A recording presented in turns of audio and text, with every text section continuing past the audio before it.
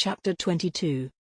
The pale young gentleman and I stood contemplating one another in Barnard's Inn, until we both burst out laughing. "The idea of its being you," said he. "The idea of its being you," said I, and then we contemplated one another afresh, and laughed again. "Well," said the pale young gentleman, reaching out his hand good-humoredly, "it's all over now, I hope, and it will be magnanimous in you if you'll forgive me for having knocked you about so." I derived from this speech that Mr. Herbert Pocket, for Herbert was the pale young gentleman's name, still rather confounded his intention with his execution. But I made a modest reply, and we shook hands warmly. "You hadn't come into your good fortune at that time?" said Herbert Pocket. "No," said I. "No," he acquiesced, "I heard it had happened very lately. I was rather on the lookout for good fortune then." "Indeed?" "Yes. Miss Havisham had sent for me, to see if she could take a fancy to me. But she couldn't, at all events, she didn't." I thought it polite to remark that I was surprised to hear that. "Bad taste," said Herbert, laughing, "but a fact. Yes, she had sent for me on a trial visit, and if I had come out of it successfully, I suppose I should have been provided for. Perhaps I should have been what you may call it Westeller." "What's that?" I asked, with sudden gravity. He was arranging his fruiting plates while we talked, which divided his attention, and was the cause of his having made this lapse of a word. "Affianced," he explained, still busy with the fruit. "Betrothed. Engaged. What's his named? Any word of that sort?" "How did you bear your disappointment?" I asked. "Pooh," said he, "I didn't care much for it. She's a tartar." "Miss Havisham?" "I don't say no to that, but I meant Estella. That girl's hard and haughty and capricious to the last degree, and has been brought up by Miss Havisham to wreak revenge on all the male sex." "What relation is she to Miss Havisham?" "None," said he. "Only adopted." "Why should she wreak revenge on all the male sex?" "What revenge?" "Lord, Mr. Pip," said he. "Don't you know?" "No," said I. "Dear me. It's quite a story, and shall be saved till dinner time. And now let me take the liberty of asking you a question. How did you come there, that day?" I told him, and he was attentive until I had finished, and then burst out laughing again, and asked me if I was sore afterwards. I didn't ask him if he was, for my conviction on that point was perfectly established. "Mr. Jaggers is your guardian, I understand?" he went on. "Yes. You know he is Miss Havisham's man of business and solicitor, and has her confidence when nobody else has." This was bringing me, I felt, towards dangerous ground. I answered with a constraint I made no attempt to disguise, that I had seen Mr. Jaggers in Miss Havisham's house on the very day of our combat, but never at any other time, and that I believed he had no recollection of having ever seen me there. "He was so obliging as to suggest my father for your tutor, and he called on my father to propose it. Of course he knew about my father from his connection with Miss Havisham. My father is Miss Havisham's cousin. Not that that implies familiar intercourse between them, for he is a bad courtier and will not propitiate her. Herbert Pocket had a frank and easy way with him that was very taking. I had never seen anyone then, and I have never seen anyone since, who more strongly expressed to me, in every look and tone, a natural incapacity to do anything secret and mean. There was something wonderfully hopeful about his general air, and something that at the same time whispered to me he would never be very successful or rich. I don't know how this was. I became imbued with the notion on that first occasion before we sat down to dinner, but I cannot define by what means. He was still a pale young gentleman, and had a certain conquered languor about him in the midst of his spirits and briskness, that did not seem indicative of natural strength. He had not a handsome face, but it was better than handsome, being extremely amiable and cheerful. His figure was a little ungainly, as in the days when my knuckles had taken such liberties with it, but it looked as if it would always be light and young. Whether Mr. Trabb's local work would have sat more gracefully on him than on me, may be a question. But I am conscious that he carried off his rather old clothes much better than I carried off my new suit. As he was so communicative, I felt that reserve on my part would be a bad return unsuited to our years. I therefore told him my small story, and laid stress on my being forbidden to inquire who my benefactor was. I further mentioned that as I had been brought up a blacksmith in a country place, and knew very little of the ways of politeness, I would take it as a great kindness in him if he would give me a hint whenever he saw me at a loss or going wrong. "With pleasure," said he, "though I venture to prophesy that you'll want very few hints. I dare say we shall be often together, and I should like to banish any needless restraint between us. Will you do me the favor to begin at once to call me by my Christian name, Herbert?" I thanked him and said I would. I informed him in exchange that my Christian name was Philip. "I don't take to Philip," said he, smiling, "for it sounds like a moral boy out of the spelling book, who was so lazy that he fell into a pond, or so fat that he couldn't see out of his eyes, or so avaricious that he locked up his cake till the mice ate it, or so determined to go a bird's nesting that he got himself eaten by bears who lived handy in the neighborhood. I tell you what I should like. We are so harmonious. And you have been a blacksmith, would you mind it?" "I shouldn't mind anything that you propose," I answered, "but I don't understand you. Would you mind Handel for a familiar name? There's a charming piece of music by Handel, called The Harmonious Blacksmith." "I should like it very much." "Then, my dear Handel," said he, turning round as the door opened, "here is the dinner, and I must beg of you to take the top of the table, because the dinner is of your providing." This I would not hear of, so he took the top, and I faced him.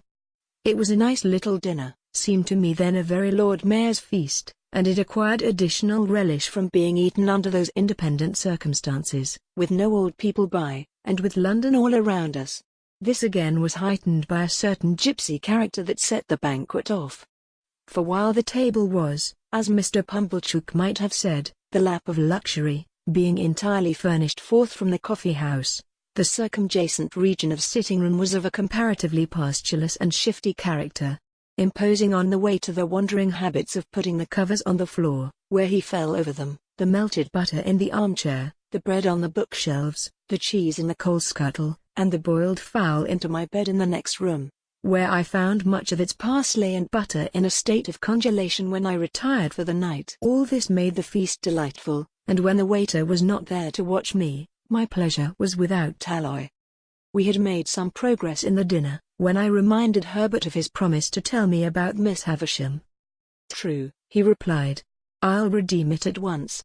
Let me introduce the topic, Handel, by mentioning that in London it is not the custom to put the knife in the mouth, for fear of accidents, and that while the fork is reserved for that use, it is not put further in than necessary. It is scarcely worth mentioning, only it's as well to do as other people do. Also, the spoon is not generally used overhand, but under. This has two advantages. You get at your mouth better, which after all is the object, and you save a good deal of the attitude of opening oysters, on the part of the right elbow."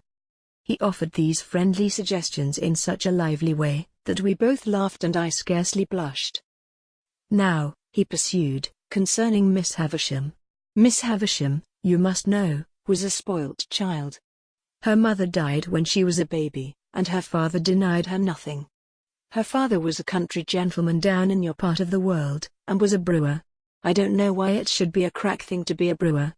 But it is indisputable that while you cannot possibly be genteel and bake, you may be as genteel as never was and brew. You see it every day. Yet a gentleman may not keep a public house. May he?" said I. "Not on any account," returned Herbert. "But a public house may keep a gentleman. Well, Mr. Havisham was very rich and very proud. So was his daughter." "Miss Havisham was an only child?" I hazarded. "Stop a moment, I am coming to that. No, she was not an only child, she had a half-brother. Her father privately married again his cook, I rather think." "I thought he was proud," said I. "My good Handel, so he was. He married his second wife privately, because he was proud, and in course of time she died. When she was dead, I apprehend he first told his daughter what he had done, and then the son became a part of the family, residing in the house you are acquainted with. As the son grew a young man, he turned out riotous, extravagant, undutiful, altogether bad. At last his father disinherited him. But he softened when he was dying, and left him well off, though not nearly so well off as Miss Havisham. take another glass of wine, and excuse my mentioning that society as a body does not expect one to be so strictly conscientious in emptying one's glass, as to turn it bottom upwards with the rim on one's nose. I had been doing this, in an excess of attention to his recital. I thanked him, and apologized. He said, "Not at all," and resumed. Miss Havisham was now an heiress, and you may suppose was looked after as a great match. Her half-brother had now ample means again, but what with debts and what with new madness wasted them most fearfully again. There were stronger differences between him and her than there had been between him and his father, and it is suspected that he cherished a deep and mortal grudge against her as having influenced the father's anger. Now, I come to the cruel part of the story, merely breaking off, my dear Handel, to remark that a dinner napkin will not go into a tumbler. Why I was trying to pack mine into my tumbler, I am wholly unable to say. I only know that I found myself, with a perseverance worthy of a much better cause, making the most strenuous exertions to compress it within those limits. Again I thanked him and apologized, and again he said in the cheerfulest manner, "Not at all, I am sure," and resumed. There appeared upon the scene, say at the races, or the public balls, or anywhere else you like, a certain man, who made love to Miss Havisham. I never saw him, for this happened 25 years ago, before you and I were, Handel, but I have heard my father mention that he was a showy man, and the kind of man for the purpose, but that he was not to be, without ignorance or prejudice, mistaken for a gentleman, my father most strongly asseverates, because it is a principle of his that no man who is not a true gentleman at heart ever was, since the world began, a true gentleman in manner. He says, no varnish can hide the grain of the wood, and that the more varnish you put on, the more the grain will express itself. Well, this man pursued Miss Havisham closely, and professed to be devoted to her.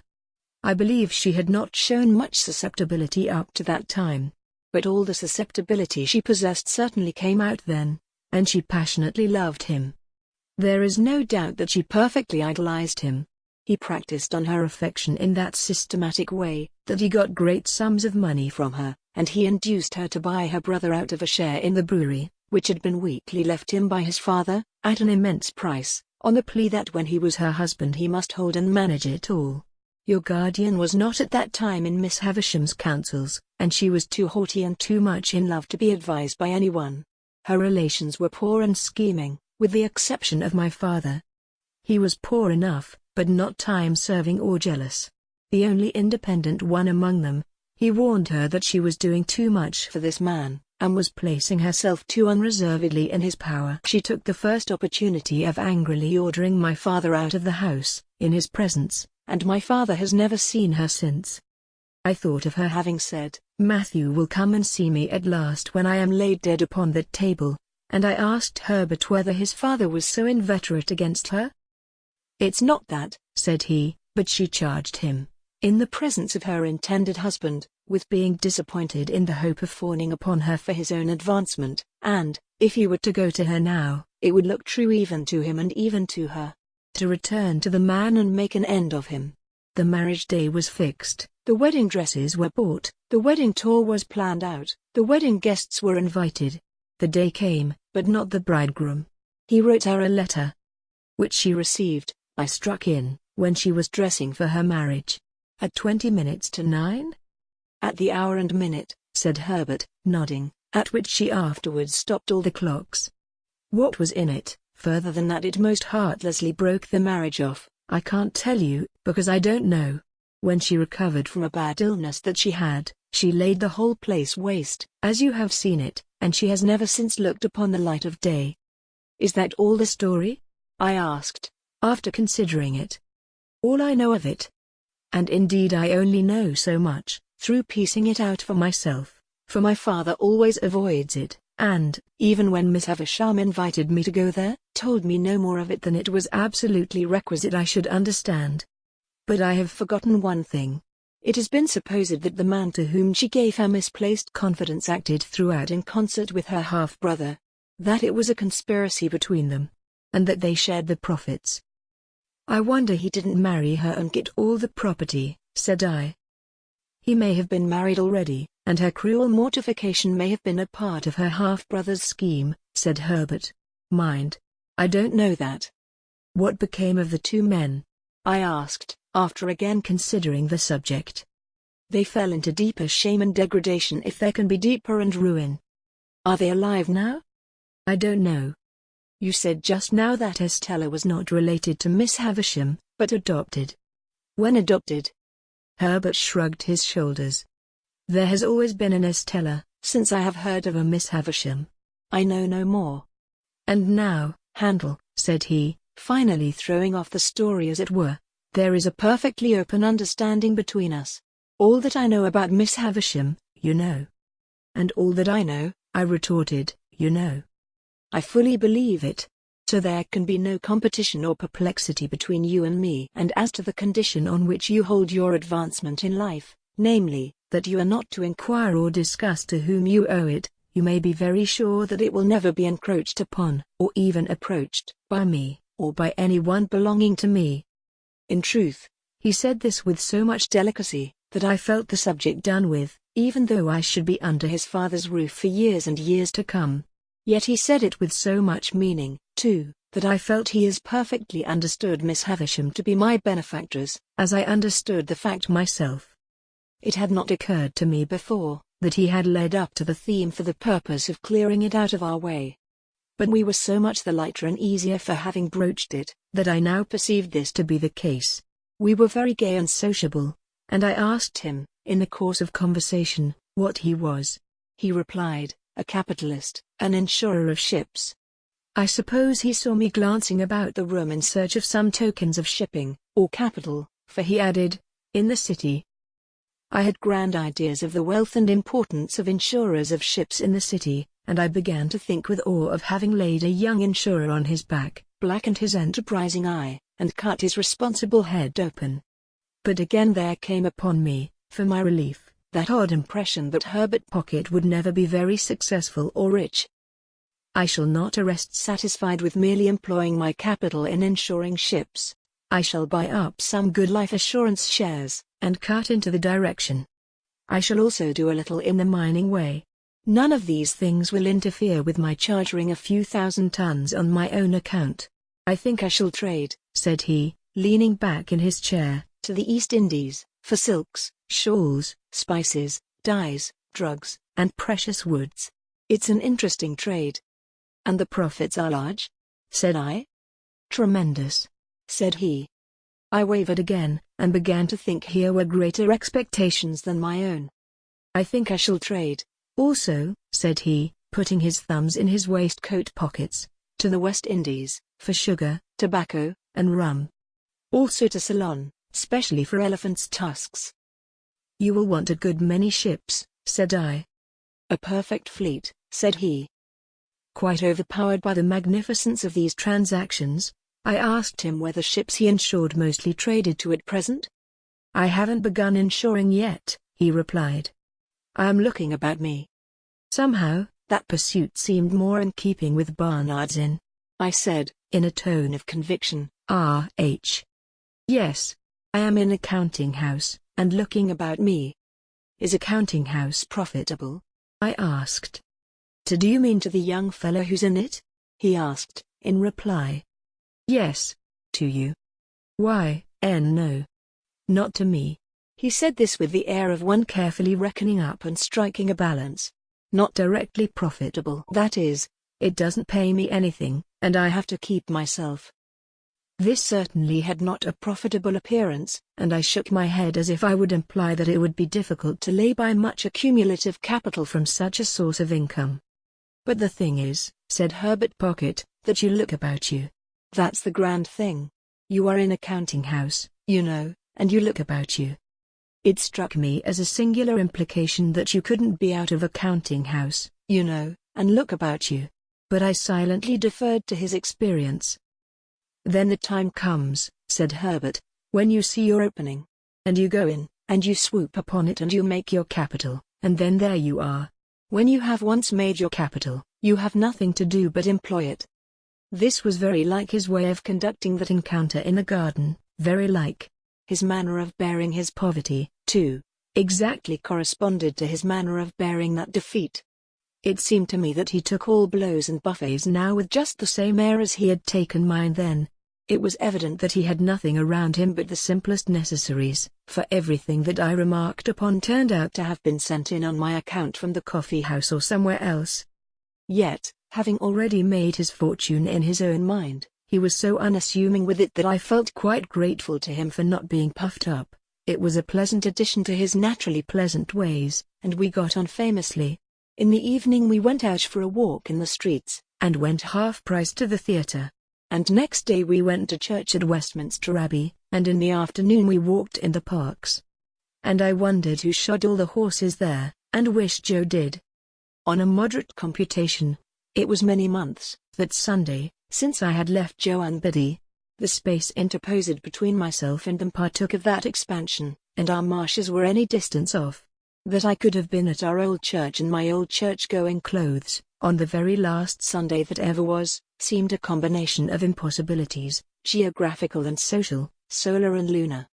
Yet in the London streets so crowded with people and so brilliantly lighted in the dusk of evening, there were depressing hints of reproaches for that I had put the poor old kitchen at home so far away.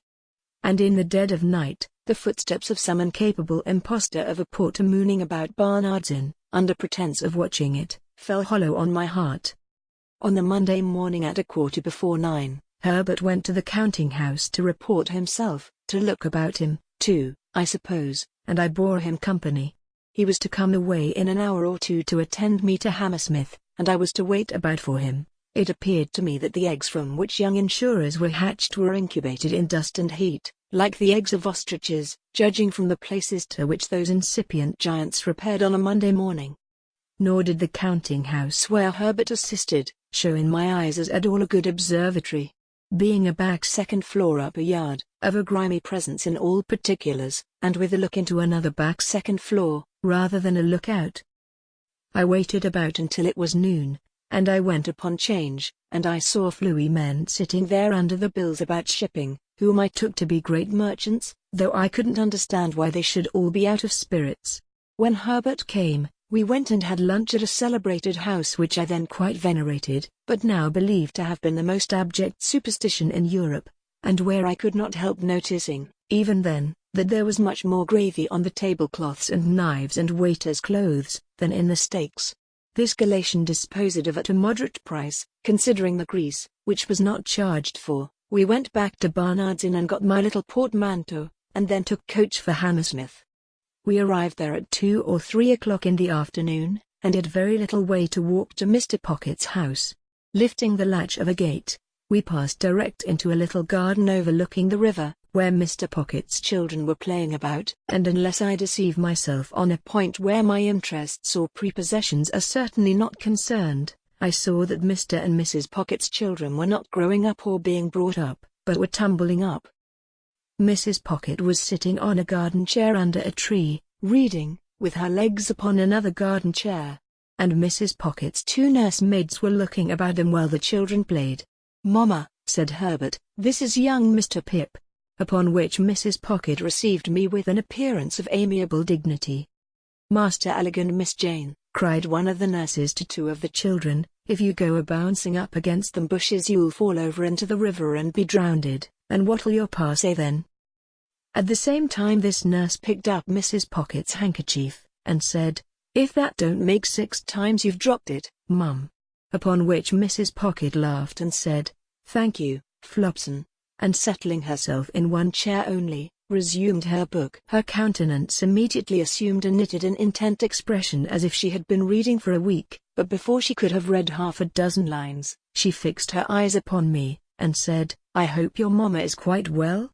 This unexpected inquiry put me into such a difficulty that I began saying in the absurdest way that if there had been any such person I had no doubt she would have been quite well and would have been very much obliged and would have sent her compliments, when the nurse came to my rescue. "Well," she cried, picking up the pocket handkerchief, "if that don't make 7 times. What are you doing of this afternoon, mum?" Mrs. Pocket received her property, at first with a look of unutterable surprise as if she had never seen it before, and then with a laugh of recognition, and said, "Thank you, Flopson," and forgot me, and went on reading. I found, Now I had leisure to count them, that there were no fewer than 6 little pockets present, in various stages of tumbling up. I had scarcely arrived at the total when a 7th was heard, as in the region of air, wailing dolefully. "If there ain't baby," said Flopson, appearing to think it most surprising. "Make haste up, Millers." Millers, who was the other nurse, retired into the house, and by degrees the child's wailing was hushed and stopped, as if it were a young ventriloquist with something in its mouth. Mrs. Pocket read all the time, and I was curious to know what the book could be. We were waiting, I supposed, for Mr. Pocket to come out to us. At any rate we waited there, and so I had an opportunity of observing the remarkable family phenomenon that whenever any of the children strayed near Mrs. Pocket in their play, they always tripped themselves up and tumbled over her, always very much to her momentary astonishment, and their own more enduring lamentation. I was at a loss to account for this surprising circumstance, and could not help giving my mind to speculations about it, until by and by Millers came down with the baby, which baby was handed to Flopson, which Flopson was handing it to Mrs. Pocket, when she too went fairly head foremost over Mrs. Pocket, baby and all, and was caught by Herbert and myself. "Gracious me, Flopson," said Mrs. Pocket, looking off her book for a moment, "everybody's tumbling." "Gracious you, indeed, Mum," returned Flopson, very red in the face. "What have you got there?" "I got here, Flopson?" asked Mrs. Pocket. "Why, if it ain't your footstool," cried Flopson. "And if you keep it under your skirts like that, who's to help tumbling? Here. Take the baby, Mum, and give me your book." Mrs. Pocket acted on the advice, and inexpertly danced the infant a little in her lap, while the other children played about it. This had lasted but a very short time, while Mrs. Pocket issued summary orders that they were all to be taken into the house for a nap. Thus I made the second discovery on that first occasion, that the nurture of the little Pockets consisted of alternately tumbling up and lying down.